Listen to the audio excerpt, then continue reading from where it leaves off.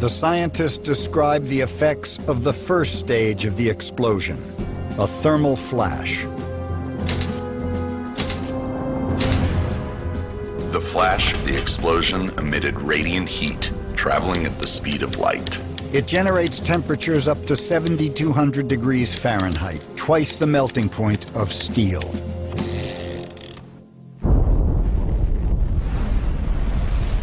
Because there's so little film footage of the explosion in Hiroshima, scientists look to atomic tests to help them measure the intensity of the heat. When the weapon detonates, an enormous amount of energy is released in a very short period of time. And a very large amount of the energy is released simply in the form of light and heat. The temperatures get extremely high, perhaps tens of millions of degrees. It's as if somebody could reach down into the center of the sun and place it in the atmosphere and let it release its energy. This energy is instantly lethal when released upon human beings. If your skin gets illuminated, it will simply be turned into carbon. And in the case of people who were close enough to get that much light and heat on their bodies, they simply cease to exist as living entities without them probably even being aware that anything had happened.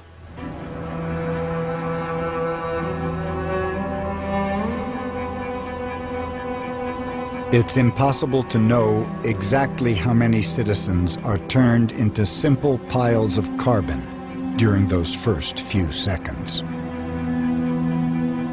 The U.S. military maps the casualties. Within a radius of 800 feet from ground zero, almost no one survives. Some exposed directly to the rays of the fireball seem to vanish completely. What remains are now called atomic shadows. These imprints of both people and objects can be found all over Hiroshima. What happened was that the light from the fireball shined on the ground, and it caused the concrete to actually darken. The light from the fireball was intercepted by this railing here, and so this bright area was not exposed to the extreme light of the fireball.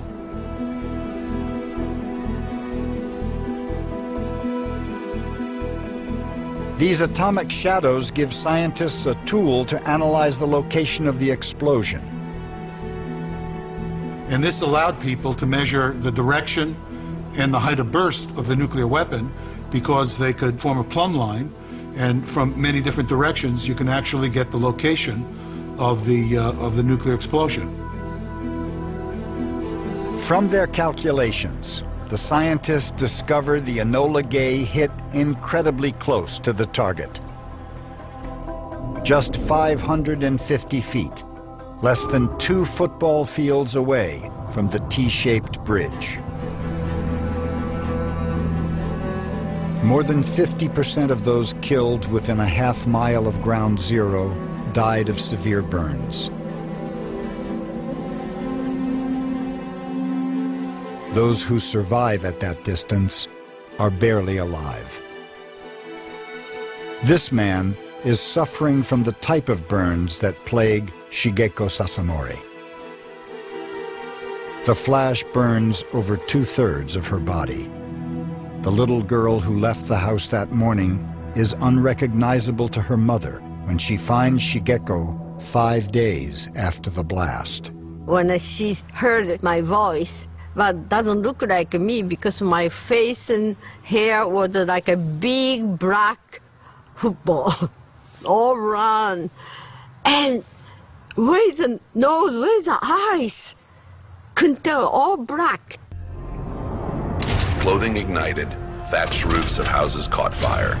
The flash heat was intense enough to cause fires despite the distance. Anything exposed to the heat of the flash, a child's notebook, newspapers, the traditional paper shoji screen, ignites instantly.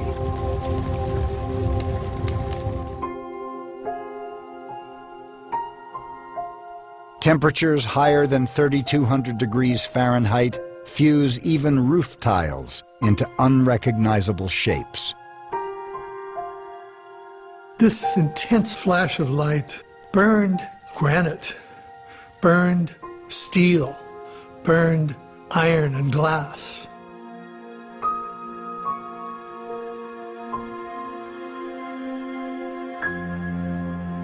This lunchbox was found 1/3 of a mile from ground zero. The schoolgirl it belonged to was about the same age as Shigeko. She was going about her daily existence with her lunch packed in there. She was destroyed by the bomb, and all that's left is this tangled, mangled, charred lunchbox. Whether you lived or died depended on how far away you were from ground zero. Didn't matter if you were Japanese or Martian. This was not an ideological bomb. This was a weapon of mass destruction, a weapon of terror. Less than a mile from ground zero is the 3-story school building where Takashi is playing hide and seek. The bomb's shockwave is about to hit. Now, I do not know exactly how it happened, but our school building, the collapse. The blast seems like upside the face. I do not know how long under the debris.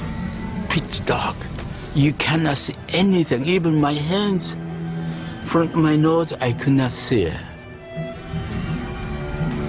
Takashi is not alone. There are thousands trapped beneath the rubble that was once downtown Hiroshima.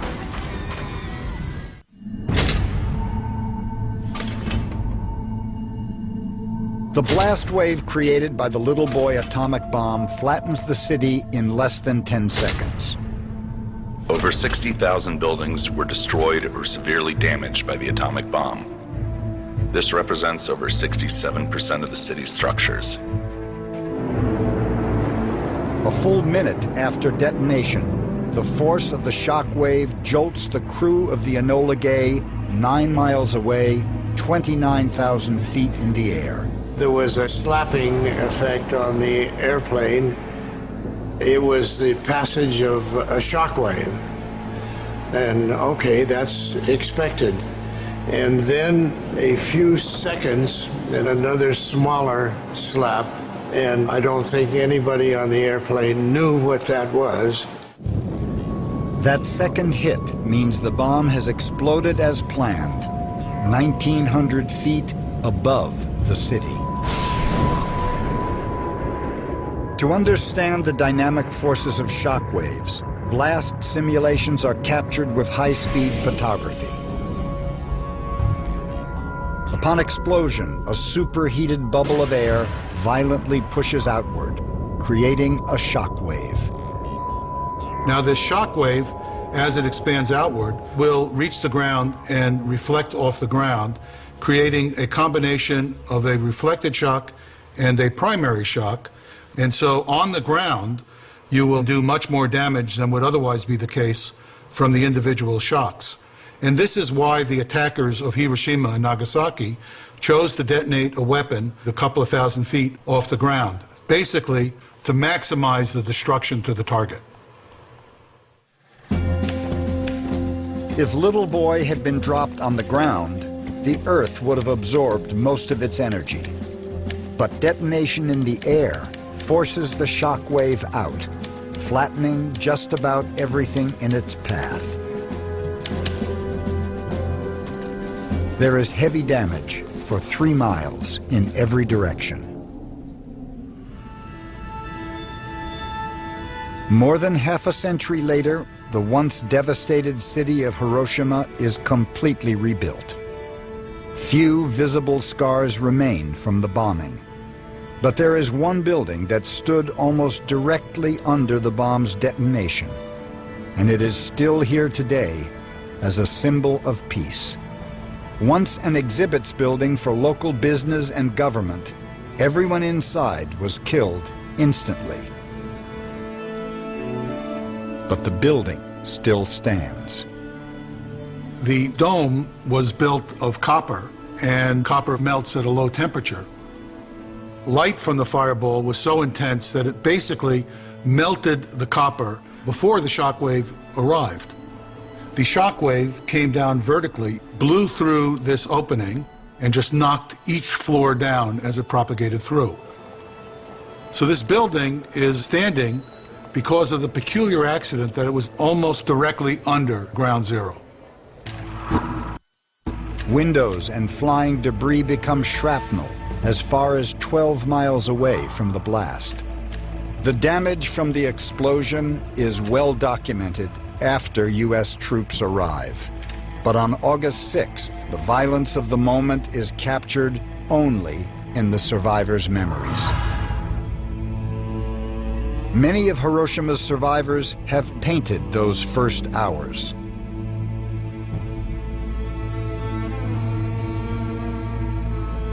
Years later, Takashi Tanamori also wrote about them. Beneath the heap, I lay buried on my back, unable to move. Trapped less than a mile from ground zero, Takashi can no longer hear the cries of help from his classmates. A young soldier digs him out from beneath the rubble, but he's not out of danger yet. The soldier carrying me weaved in out of throngs of people who were screaming in agony, charred, dead or just barely alive, creeping, stumbling, dragging their feet, looking for any escape from the blazing inferno.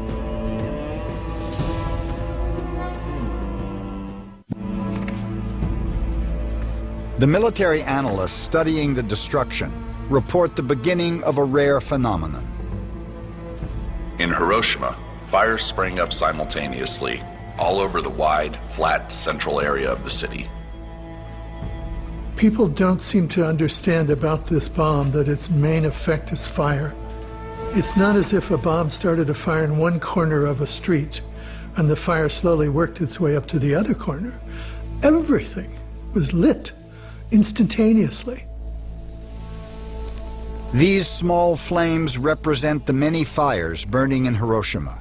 Fires that were set not only by the initial flash, but also by the collapse of gas lines and broken cooking stoves. The fires could be seen by the Enola Gay's crew from almost 30,000 feet above the city. What they saw really rather horrified them. Down on the ground was a spreading mass of flickering lights, which had to be flames of things burning. There were fires everywhere. And one of the crew said, I looked for a while and counted for a while, and then I stopped counting. And now the comprehension of what was going on down there was settling on people's minds, including mine, that there was bad destruction and loss of life down below.